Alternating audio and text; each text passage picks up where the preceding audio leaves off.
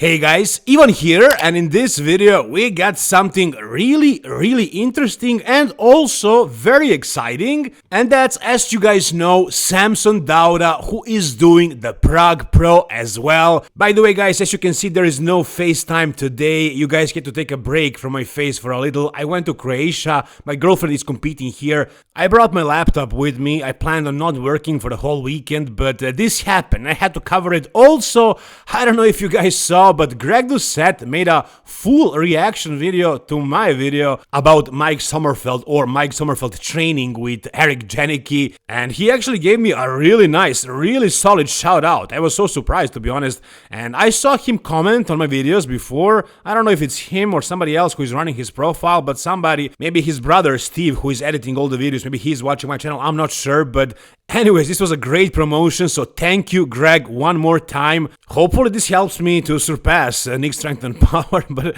as far as the subscribers, that's probably not gonna happen, but as far as the engagement and the views, I might be actually catching up. I don't know what is happening with his channel. It almost looks like he was shadow banned a little bit. I mean, his views are down, way down. Could that be the case, or maybe people just lost interest and found better channels? I don't know, you guys tell me. Anyways, let's begin with the topic. Samson Dauda is doing the Prague Pro.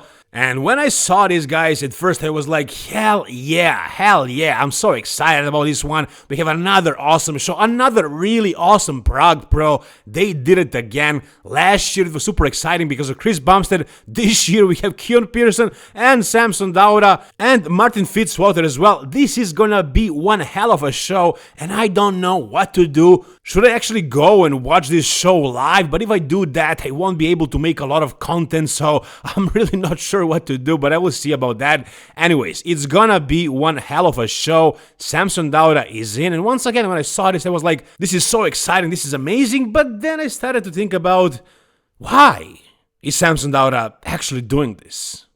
So when he announced this, he posted another video of him posing, a current video. I'm gonna show it to you in a moment, but before we actually get to that, let's read the caption he wrote, because that's a very interesting part of this. But if you look at his physique right here, just this first screenshot, who does it remind you of? Well, for me personally, it looks very similar to Quinton Bistud. And yeah, Quinton has an amazing structure, so in that sense it's a compliment, but not really. It's not a compliment, because this almost looks like Quinton's size, especially the legs. Samson's legs look super flat. They actually look very similar to Quinton's legs. Even his upper body looks much closer to Quinton now. I mean, the waist is super small, like Quinton's, but the fullness in the upper body is pretty much gone. This is not the Samson Dauda we knew. So here in the caption he says, 8 days out of the Prague Pro, last weekend I stepped on the stage at 280. Guys, he was 280. And he talks about how he was flat.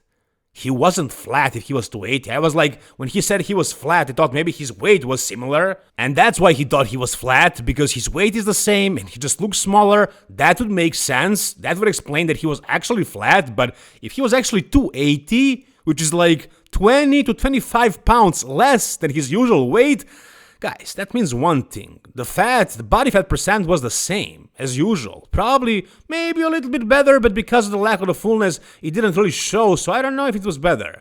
It was actually probably worse conditioning, or let's say same body fat percent with 25 pounds less. 25 pounds of just pure muscle. Period. Nobody can tell me otherwise. I won't accept it. That was the case and that's it. And he says, last weekend I stepped on the stage at 280. In just a few days since then, we've managed to push my weight all the way back up to 295 and still hold stage level condition. That happens. After the show, everybody gains 20 pounds when they start eating, but how much of that weight is like new muscle? Not a lot. Not a lot. What makes this even more incredible is that Mel never gets enough credit for the amount of knowledge she has about the body and what she can do with a physique. She's one hell of a coach and one hell of a smart person. Doing something like this is extremely difficult, but she's managed to help me use this rebound perfectly, bringing the size back without holding the water that usually comes with it. And now she wants to carry this momentum all the way to the show next weekend. The more shows we do together, the more she masters and understands my body, and every single time it surprises me how much her knowledge continues to grow. Guys, it surprises me how much Samson actually believes in her. The woman is a genius, and I'm just proud to have her in my corner. Now, as far as like her being his support, I absolutely see that. I love that. That's amazing. But as far as her coaching, guys, what happened here was Samson was coached by her when they started dating, I think all the way back when he was an amateur. She helped him to get a pro card. If you didn't know that, yeah, that was the case. So she did a good job with that. After that, Samson was kind of stuck, as a low-level pro. He was like top 5 to top 7 at low-level pro shows. And then he hooked up with Milos Sarcev and he blew up. He got to the top 6 at the Mr. Olympia, he won the Arnold Classic, and all that time his wife, Samson's wife, was following what Milos Sarcev was telling Samson to do. They probably noticed that the protocol wasn't changing a lot, so they figured they can just copy the protocol, maybe change it a little bit and say that she's prepping him instead of letting Milos take all the credit for Samson's work. And they tried, and it worked for sure. Until it didn't. If Milos, for example, prepped Samson for this show, for the Mr. Olympia, he would never let this happen. He would see that they're pushing for no reason, body fat is not stripping off, muscle is going down, and he's losing on the look, on the size, and a good coach would notice that. But in this case, Samson and his wife weren't able to see this for whatever reason. I'm not saying that necessarily she's a bad coach, but she's not a high-level coach. She never coached any other open Olympian. She knows Samson's body and that's it. And it worked again until it stopped working, until they had to completely change the approach, the protocol. At which point they couldn't figure out how to do this properly. How to adapt, or for example, for his wife to tell Samson, hey, this is not working well, you're losing muscle, we need to change everything completely. We messed it up, we made a mistake, let's try to fix what can be fixed. Instead, it feels like they just went with this approach until the very end, and he lost 25 pounds of freaking muscle tissue. Now, this is a pretty bad situation for Samson, because if he hired a new coach, a high-level coach, at this point, that would mean that all the promotion work he did for his wife's coaching would be flushed down the toilet. It would be all for nothing. All the work, all the accomplishments, if he changed the coach, at this point, it would not look good and nobody would take her seriously as a coach. So they have to stick together, maybe hire an outside coach who's gonna be silent and never say that they prepped Samson, but you guys know how it works. Somebody would find out. I don't know if there is an actual good coach who would do shadow coaching without telling anybody and accepting to do that way, and also then not to tell anybody, and for it to be not found out. That's very difficult. So these guys are left on their own. We'll see what they can do. Let's take a look at Samson's physique now in this video. And right here he is 295. Does he look like he's 20 pounds heavier or 15 pounds heavier? I wouldn't say so. Again, he looks very similar to Quinton Araya to me. Where are those 15 pounds? I don't know, man. I'm guessing it's just glycogen and water. That happens when you eat after a show. A lot of people bounce back like this. They actually gain like 15, 20, 10 pounds, but it's never muscle, guys. It's never muscle. And again, Samson did lose muscle in this prep, so whatever he gained in this rebound, this 1 week that he ate a lot of food, is not muscle tissue. And once he dehydrates for the Prague Pro, he's probably going to go back to 280. But if he goes for crazy fullness and he carbs up heavier and doesn't really cut the water, doesn't really dehydrate, doesn't take any diuretics and tries to just bring in the fullness, he's gonna be heavier, but not necessarily bigger. But it's gonna work. It's gonna still work. I think that Samson that is super full with the same condition like at a Mr. Olympia would still be a better Samson. In this city right here, he definitely looks better than on the Mr. Olympia stage. On the Mr. Olympia stage, he was small and flat. And I'm saying small. This guy is not small. Even at 280, that's a freaking massive bodybuilder. But for him, comparing him to his previous version, 280 for Samson is small. So at the Mr. Olympia, he was small and flat, But for the Prague Pro, he might be small and full. I mean, again, small for Samson, which is still most likely going to be enough to win the Prague Pro, because he's going against Martin Fitzwater, who he already beat at the Mr. Olympia, and he's going against Keon Pearson. That's gonna be very interesting. We're gonna do a little comparison in a second. But as far as this video right here, yeah, man, Samson is definitely looking fuller, bigger, but it's not like he regained muscle. And once again, like I said, when I saw this, I was excited, but at the same time, I was thinking, what is he trying to accomplish here?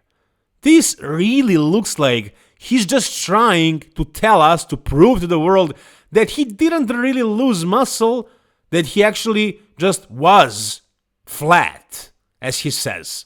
And that's it. It looks like that to me. This guy doesn't need to qualify for the Mr. Olympia. He doesn't have much to gain from winning the Prague Pro.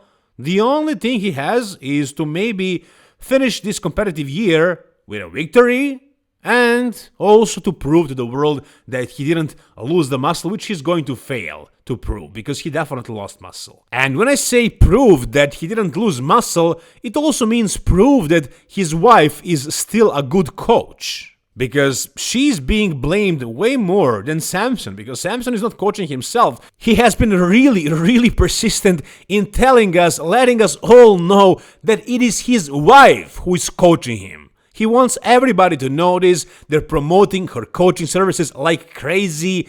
And, of course, this did not look good for them, for her. So they're trying to fix it as much as they can. But I'm also sure there is some ego involved on Samson's side. He wants to show to the world that he is still a big bodybuilder that can actually win the Mr. Olympia again. And I definitely see that already. I think everybody sees that. But it's not because he failed the peak that he lost the Mr. Olympia, it's because he mismanaged his prep, he made a mistake with choosing a coach. That's the way I see it, guys. I will never believe that his wife can do a proper job coaching the best bodybuilder in the world right now, because, first of all, she is his wife. She won't be completely honest and won't do whatever is necessary in every situation. He thinks different. I have to disagree with that. And also, of course, she doesn't have experience, guys. Compare her as a coach to Chris Aceto, for example. Come on. Don't tell me it's the same. Don't tell me she knows as much as Chris Aceto, or Hani Rambod, or Milos Harjev, or Patrick Tour, whoever. Sure, she knows his body, Samson's body, but what if things go wrong? Does she know how to fix them? How good is she at problem solving? That's what I'm wondering, and I don't see that. I don't see that she's that good at it. And we just witnessed at a Mr. Olympia that Samson can go from first to fourth if he makes a mistake, if his coach is not making all the right decisions. Alright, so this Instagram page made this awesome comparison right here. This is about what it's gonna look like at the Prague Pro. I think the scaling here is done pretty well. And I think this is the latest versions of these guys. So the question is really, can Keon Pearson beat Samson Dauda? I did mention that I wanted to see a comparison between Samson and Martin, just to see how close these guys are. I'm not saying that Martin would beat Samson, he probably wouldn't, even this year at the Mr. Olympia, but Keon, that's a surprise factor, guys. We don't really know what Keon is gonna look like next to these guys, next to Martin, next to Samson. In my opinion, anything is possible. Keon absolutely can defeat both Samson and Martin. Imagine if that happened, if Samson showed up to the Prague Pro and lost to a 212 guy. Okay, not just another 212 guy, a 212 Mr. Olympia, but still to a 212 guy. What would that look like, guys? Now, I applaud both Samson and Martin for actually being brave enough and going against Keon. They knew that Keon was going to do this show before they decided to do it, and they know how dangerous this guy is, and I guess they feel confident that they can beat him, but they both have definitely a lot more to lose than to gain. If Keon loses, then it's gonna be like, sure, he's a 212 guy. When he gains another 10 pounds, when he's like 220, 230, he can beat these guys. These guys are top 5, top 4 open Olympians. These are the best of the best. So if Keon loses, that's okay. He's gonna win next year once he gains some more size. He's also very young. But if, for example, Samson loses to Keon, that's gonna be terrible. Terrible for Samson. I mean, he's not gonna do anything. He's gonna bring back the size next year and come back and maybe win the Mr. Olympia again, but it's gonna hurt him. It's gonna hurt his ego a lot. So there's definitely huge risk involved, but again, I applaud to Samson for actually deciding to do this show, and I hope that Andrew Jack also jumps in. That show would be the best show of the year. You know, even like this, it seems like it's gonna be second most exciting show of the year, just like last year. So Prague Pro is definitely one of the best shows of the year, guys. But basically, yeah, if you look at these comparisons right here, it's not that huge of a difference in size between Keon and both Martin and Samson. These guys are all very comparable. It's gonna come down to who has the best conditioning, the best presentation, the best fullness, the best peak, and Keon might be the guy with the best overall look. The problem is that midsection, that might hurt him, but we'll see what Samson is gonna bring. If he fails with the peaking again, if he comes in as flat as he was at the Mr. Olympia, there is a solid chance of him losing to Keon. That's the way I see it, guys. Whatever you think, tell me down below in the comment section. Thank you guys so much for watching this video. See you probably tomorrow. We'll see, but probably tomorrow. So stay tuned, subscribe to my channel. All the best, guys, and bye-bye.